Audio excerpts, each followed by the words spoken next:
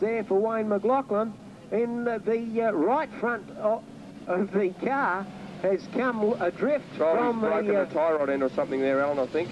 Yeah, major problems there for Glockers. Wayne McLaughlin, that's his heat has run. Oh, bad luck there for the big fella in the Leighton Springworks car. That'll make it tough for him in the final. But he's a tough man. I think, you know, you can throw out just about any challenge to Wayne McLaughlin and he'll respond to that challenge.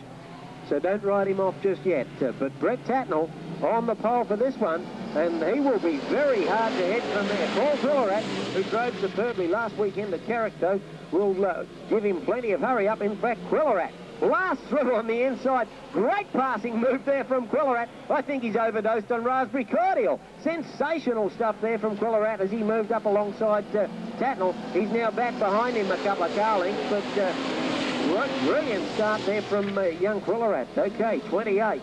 Brett Tatnall heading him up this time. Back to Quillerat and Dawkins. Then fast-charging Bill Wilson. Of course, that Clockwork Orange Mannion coach's car has travelled very quickly in the first heat, Martin.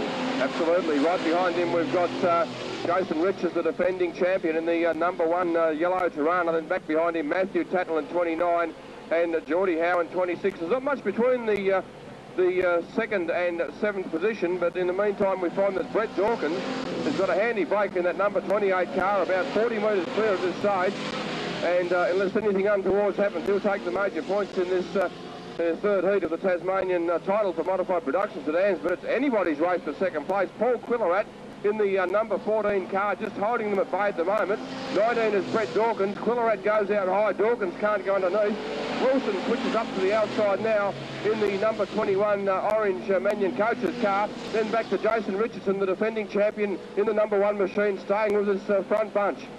Certainly is. I tell you what, the battle is on for second, third, fourth and fifth. No mistaking that. Quillerat driving a very good race in second position, but the right rear tyre on Quillerat's machine starting to go down. Brett Dawkins blasts through on the inside, as does Wilson and Richards. So bad luck there for Quillerat. He'll head into the infield, as does Geordie Howe on the 26th machine. So Brett Tatnall whittling off another lap. Still 6 laps left to travel. Brett Dawkins in the 19 machine in second position. Bill Wilson in third. Jason Richards in fourth, and Jason Richards will want to get to the front of this group. I don't think they'll catch this man Brett Tatnall in the Launceston Sheet Metal Cortina, because he's just running away with it. Yeah, he's got almost half a lap lead on him now, Alan, but in second place it's Brett Dawkins, followed by Wilson in 21 and Jason Richards in 1, and Richards desperately wants to get up and get around these two because he didn't finish the first heat with a puncture, and he really needs a second place to give himself a good grid position for the final. This is his only second heat. They only get 2 heats each, one of these drivers, in the lead up to the big final over 30 laps, and Jason Richards in 4th place. He's starting to lose touch just a little bit now as they go up through the pit turns once again and head down the back straightaway towards the highway turn. And it's still Dawkins in second place. We'll stay with this race because there's no doubt about who the winner's going to be. It's Brett Tatnall halfway down the back straight with a couple of laps to go. But in the meantime, Wilson and Dawkins having a go now up through the pit turn there. And Jason Richards, I don't know whether he's sitting back on purpose hoping that something goes wrong or whether he just can't match it with him.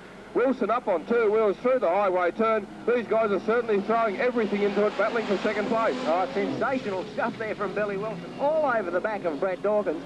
Take nothing away from Brett Tatnall, who's half a lap in front, absolutely running away with it with white flag out, 1 to travel.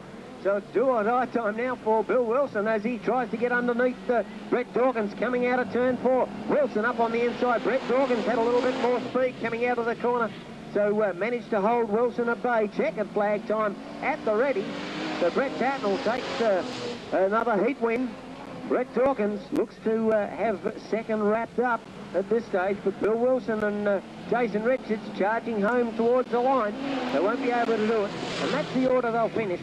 Bill Wilson in third position, Brett Dawkins in second, and of course Brett Tatnall, our winner, as Matthew Tatnall in the Cormiston Store Woodruff Skylights machine goes across the line. Brett Tatnall almost missed the checkered flag there, didn't want to stop, so it was the amount of enjoyment he was getting from the race. Okay, we've got Trevor Robertson with the big man himself, Wayne McLaughlin. Okay, thanks, Alan. I've got Wayne with me. Pole position, mate, and the end of the rack come out. Is it repairable? Yeah, I hope so. Yeah, I certainly hope so. That was probably my best shot to get a win, I'd say, in that heat starting off the front. Anyway, it looks like I might have to take it back in and get the welder on it and try and fix it.